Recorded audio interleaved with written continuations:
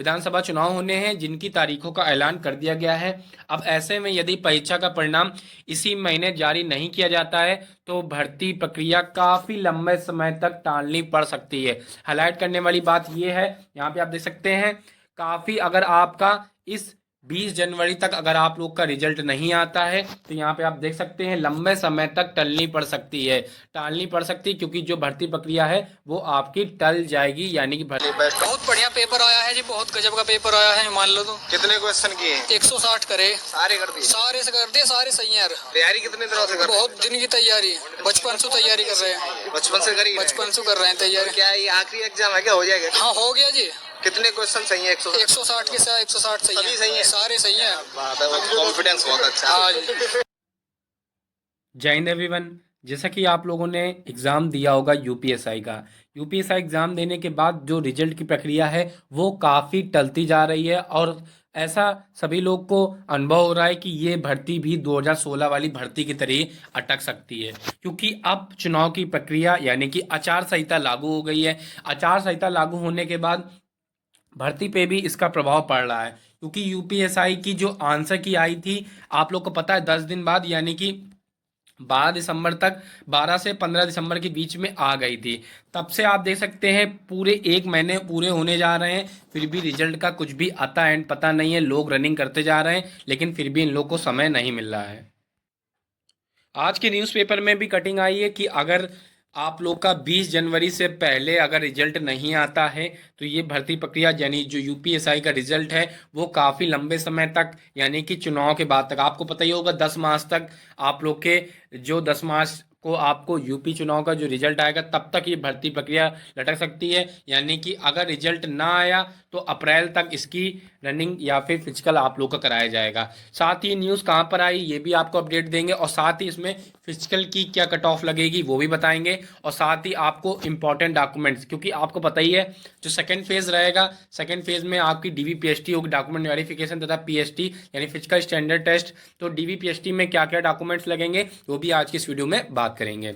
Video start करने से पहले छोटी रिक्वेस्ट होगी, जिन्होंने अभी तक चैनल को सब्सक्राइब नहीं किया चैनल को सब्सक्राइब कर लीजिएगा, पास में बेल आइकन को भी प्रेस कर दीजिएगा, इससे भी कोई न्यू वैकेंसी का अपडेट है, यूपी पुलिस की अपडेट है तो आपको पता चल सके। और साथ ही भाई वीडियो बढ़िया लगे ना तो लाइक भी कर दीजिएगा। चलिए बिना किसी देरी के आज की वीडियो को शुरू करते हैं।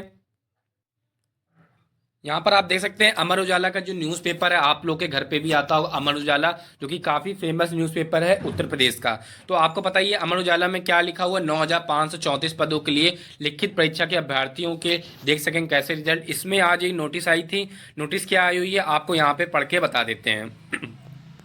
यहाँ पे आप देख सकते हैं जिनकी तारीखों का ऐलान कर दिया है, क्योंकि फरवरी महीने में उत्तर प्रदेश में विधानसभा के चुनाव होने हैं। जैसा कि आपको पता है पहला फेज जो है 10 फरवरी को आप लोग का प्रथम चरण यानी कि फर्स्ट फेज में आपका 10 फरवरी में चुनाव होगा। विधानसभा चुनाव होने हैं जिनकी तारीखों का ऐलान कर दिया गया है।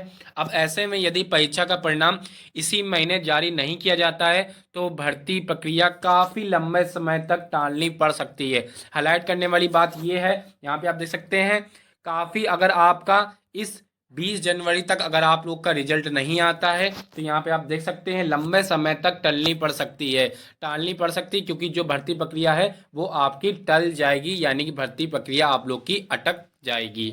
साथ ही यहाँ पे हालांकि पुलिस भर्ती बोर्ड के इस और संबंध में कोई आधिकारिक सूचना नहीं आई है, उम्मीदवार यूपीपीआर की वेबसाइट पर नज़र बनाए रखें। यानी कि ये न्यूज़पेपर में आप लोग की कटिंग थी।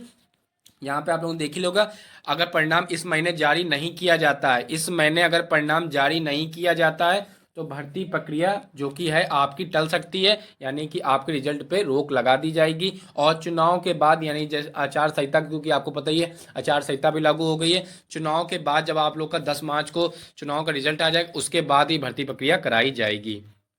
चलिए अब बात कर लेते हैं डॉक्यूमेंट्स की कि डीवी सबसे पहले आपका जब आप लोग का रिजल्ट आएगा तो डीवीपीएसटी होगा। सबसे पहले आपकी डॉक्यूमेंट वेरिफिकेशन होते हैं, फिर आपका फिजिकल स्टैंडर्ड टेस्ट होता है। सर ये क्या होता है ये भी मैं आपको बताऊंगा। डॉक्यूमेंट्स में आपको क्या क्या लेके जाने, उससे पहले आपकी पीएसटी की बात कर लेते हैं। अगर मैं मेल कोई अगर कैंडिडेट्स मेल है तो मेल की हाइट, वेट और चेस्ट मेजरमेंट किया जाएगा। लेकिन अगर कोई फीमेल है तो उसकी सिर्फ हाइट और वेट मेजरमेंट किया जाएगा, चेस्ट मेजरमेंट फीमेल्स का नहीं किया जाएगा। अब बात कर लेते हैं डॉक्यूमेंट वेरिफिकेशन की, कि डॉक्यूमेंट वेरिफिकेशन में कौन कौन से इंपॉर्टेंट डॉक्यूमेंट्स लगेंगे। सो मेल एंड फीमेल बोथ को, सभी को यही अप्लाई करना है। सबसे पहले बात कर लें सबसे इंपॉर्टेंट डॉक्यूमेंट्स की।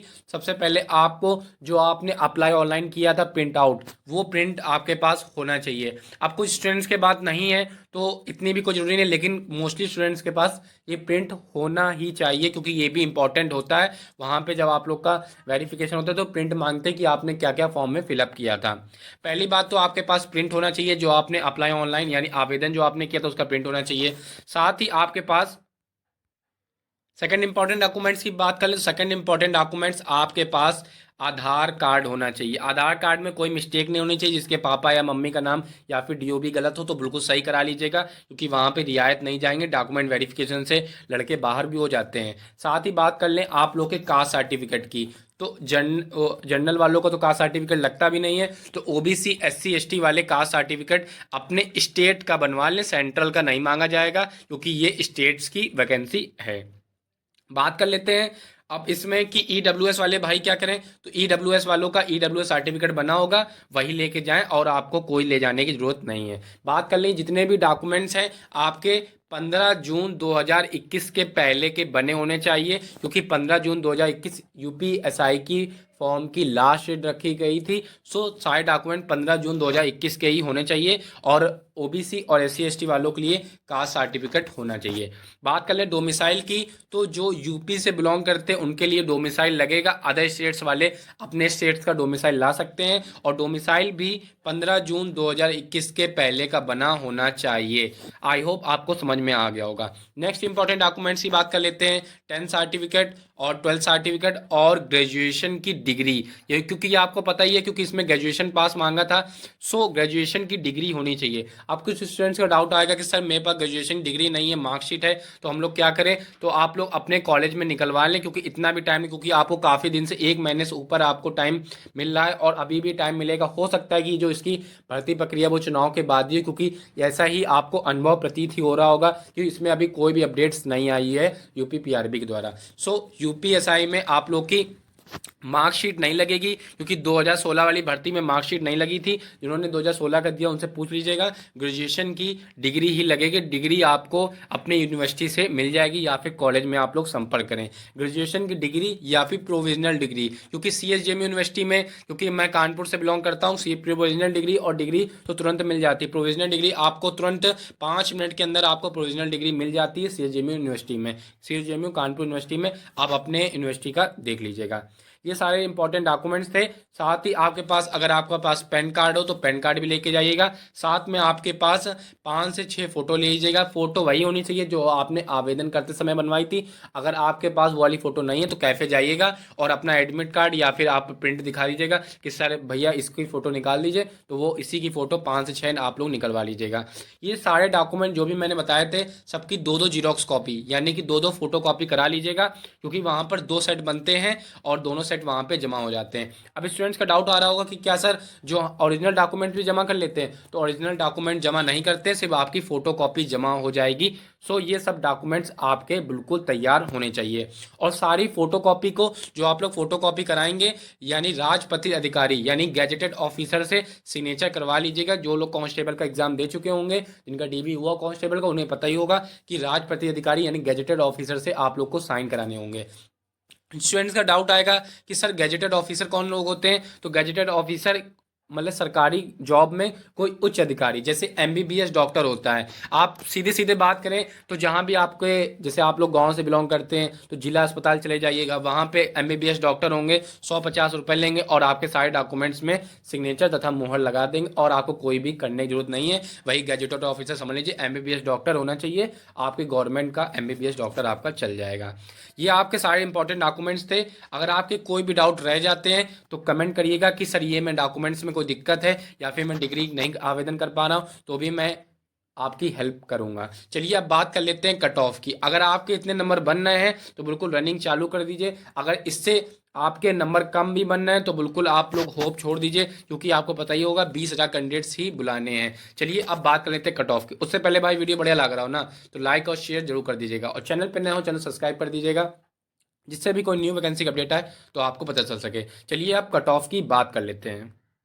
चलिए अब बात कर लेते हैं यूपीएससी दरोगा भर्ती की फिजिकल के लिए कट ऑफ। अब स्टूडेंट्स का डाउट है सर फिजिकल के लिए कट ऑफ क्यों बता रहा हूँ, तो मैंने आपको पहले ही बता दिया। जब आप लोग का रिजल्ट आएगा, रिटर्न रिजल्ट आएगा, सिर्फ इतना ही लिख के आएगा डीवीपीएसटी में सिलेक्ट हुए हो यस एंड नो। कोई भी कट ऑफ नहीं पता चलेगी कि जनरल कैंडिडेट्स की कितनी गई है, ओबीसी वालों कितनी गई, ईडब्ल्यूएस वाले भाई की कितनी गई है, और एससी एसटी वालों कितनी गई है। सो आप लोग समझ सकते हैं कि सिर्फ जब आप लोग को रिटर्न रिजल्ट आएगा तो सिर्फ इतना ही लिख के आएगा डीवीपीएसटी में सिलेक्टेड हुए हैं अथवा नहीं हुए हैं। क्योंकि बहुत से स्टूडेंट ने इससे पहले जो कांस्टेबल का एग्जाम दिया होगा उसमें कांस्टेबल में तो लिखा रहता है कि इतनी कट ऑफ गई है, लेकिन एसआई का थोड़ा सा इसमें फॉर्मेट अलग होता है। सिर्फ इतना ही लिख के आता है कि डीवीपीएसटी के लिए सिलेक्ट हुए हैं या फिर नहीं हुए हैं।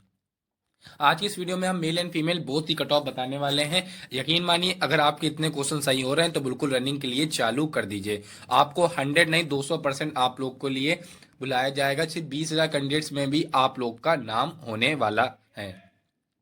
बात कर लेते हैं मेल कैंडिडेट्स की कट ऑफ की। मेल कैंडिडेट्स में अगर आप लोगों के फिजिकल के लिए अगर 112 से 114 क्वेश्चन के आसपास आप लोग के अगर सही हो रहे हैं तो बिल्कुल रनिंग चालू कर दीजिए। ओबीसी की बात कर लें 107 से 110 क्वेश्चन के आसपास अगर आप लोग के ठीक बैठ रहे हों, एक दो क्वेश्चन ऊपर नीचे भी हो सकता है। अब ये कैंडिडेट्स ये ना सोचें कि सर मेरे 105 ही है तो क्या रनिंग करूं, तो भाई एक दो क्वेश्चन ऊपर नीचे हो सकता है, एक दो क्वेश्चन ऊपर भी जा सकते हैं, एक दो क्वेश्चन नीचे भी जा सकती है कट ऑफ। अगर ओबीसी वाले भाई हैं तो 107 से 110 के बीच में अगर आपके नंबर बनना है तो बिल्कुल क्वेश्चन बनना है तो बिल्कुल रनिंग चालू कर दीजिए। ईडब्ल्यूएस वाले क्योंकि ओबीसी से कम कट ऑफ जाएगी ईडब्ल्यूएस की, क्योंकि ओबीसी सर्टिफिकेट के यानी रिजर्वेशन के ज्यादा कैंडिडेट्स हैं, ईडब्ल्यूएस के कम है। ओबीसी के कंपैरिजन में ईडब्ल्यूएस काफी कम है। बात कर लेते हैं ईडब्ल्यूएस वालों 105 से 108 के बीच में जाएगी कट ऑफ। एससी वालों की बात कर लें 97 से 102 के बीच में अगर क्वेश्चन आपके अगर ठीक बनना है तो बिल्कुल रनिंग चालू कर दीजिए। एसटी वालों की बात करें 90 से 95 क्वेश्चन के बीच में अगर आपके सही बनना है तो बिल्कुल रनिंग चालू कर दीजिए। आपके कितने नंबर बनना है कमेंट बॉक्स में जरूर बताइएगा, साथ ही अपनी शिफ्ट के बारे में बताइएगा, और आपकी क्या कैटेगरी है वो भी कमेंट करके बताइएगा, तो मैं आपको क्लियरली बता दूंगा आप लोग का डीवीपीएसटी के लिए यानी जो 20,000 कैंडिडेट्स बुलाए जाएंगे आप में उसका नाम होगा या फिर नहीं होगा। कमेंट करके जरूर बताइएगा, साथ में अपनी कैटेगरी और शिफ्ट भी जरूर लिखिएगा। बात कर रहे थे अब फीमेल्स कैंडिडेट्स की कट ऑफ की। फीमेल कैंडिडेट्स की कट ऑफ की अब बात करने वाले हैं। बात कर लेते हैं जनरल कैंडिडेट्स की। अगर किसी फीमेल्स के 105 से 108 क्वेश्चन के आसपास अगर सही बन रहे हो, अगर 103 भी हो फीमेल्स में 103 104 तो भी आप लोग रनिंग चालू कर दीजिए। आप लोग को फिजिकल के लिए बुलाया जाएगा 20,000 कैंडिडेट्स में। ओबीसी की बात कर ले 99 से 103 क्वेश्चन के आसपास अगर सही बन रहे हैं तो ओबीसी वाले फिजिकल के लिए फीमेल्स रनिंग चालू कर दें। ईडब्ल्यूएस की बात कर लें, ईडब्ल्यूएस अगर 97 से 101 के बीच क्वेश्चन ठीक बनना है तो बिल्कुल रनिंग चालू कर दीजिए। एसटी वालों की बात कर लें 92 से 95 क्वेश्चन के बीच ठीक बनना है क्वेश्चन तो बिल्कुल रनिंग चालू कर दीजिए। एसटी वालों की बात कर लें 85 से 90 क्वेश्चन के बीच में आप लोग का अगर सही बनना है तो आप लोग बिल्कुल फिजिकल की तैयारी शुरू कर दीजिए। 20,000 कैंडिडेट्स में आप लोग का नाम होने वाला है। फीमेल्स भी कट ऑफ को कमेंट करके जरूर बताइएगा कि सर मेरे इतने नंबर बन रहे हैं और मैं इस शिफ्ट से हूं, और साथ ही अपनी कैटेगरी भी लिख दीजिएगा कि सर मैं इस कैटेगरी से हूं, तो मैं आपको क्लियरली बता दूंगा आप लोग को डीवीपीएसटी में जो 20,000 कैंडिडेट्स हैं आप लोग को बुलाया जाएगा या फिर नहीं बुलाया जाए। क्योंकि कट ऑफ इस बार थोड़ी सी हाई जाने वाली, क्योंकि आपको पता है चुनाव है तो कोविड भी आ रहा है तो इसीलिए कैंडिडेट्स कम बुलाए जाएंगे। पहले फेज में सिर्फ 20,000 ही कैंडिडेट्स बुलाए जाएंगे, लेकिन फीमेल्स की दूसरी कट ऑफ जरूर लगेगी, दूसरी यानी लिस्ट जरूर आएगी, तो उसमें हो सकता है 20,000 कैंडिडेट्स और बुलाए जाए मेल एंड फीमेल बोथ के। तो 40,000 कैंडिडेट्स कुछ बुलाए जाने की आशंका है, क्योंकि 20,000 कैंडिडेट्स में 9,534 लोग को लेना इम्पॉसिबल सी बात है, क्योंकि कुछ लोग हाइट रनिंग में ही बाहर हो जाएंगे। सो फीमेल्स भी कमेंट करके जो बताइएगा कि सर मेरे इतने नंबर बनना है, मैं इस कैटेगरी से हूँ और मेरी साथ ही इस शिफ्ट में एग्जाम हुआ था। बात करते हैं एक्स सर्विसमैन वाले भाई की।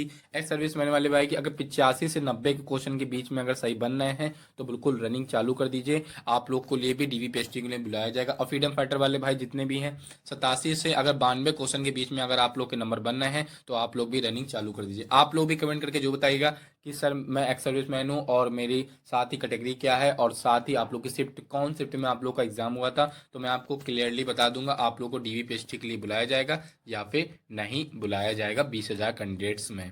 सो वीडियो अच्छा लगा हो वीडियो को लाइक कर दीजिएगा और अपना प्यार जरूर दीजिएगा, और चैनल पर नए हो चैनल को शेयर कर दीजिए, चैनल पर नए हो चैनल सब्सक्राइब जरूर कर लीजिएगा, जिससे भी कोई न्यू वैकेंसी की अपडेट है या फिर यूपी पुलिस की अपडेट है तो आपको पता चल सके। और वीडियो अच्छा लगा ही हो कमेंट करके जो बताइएगा वीडियो कैसा लगा, कोई भी अगर डाउट रह जाते हैं तो कमेंट करके जो बताएगा तो उसके डाउट्स को क्लियर जरूर कर दूंगा। सो वीडियो को शेयर जरूर कर दीजिएगा। चलिए नेक्स्ट वीडियो मिलते हैं न्यू वैकेंसी अपडेट के साथ, तब तक के लिए जय हिंद जय भारत वंदे मातरम।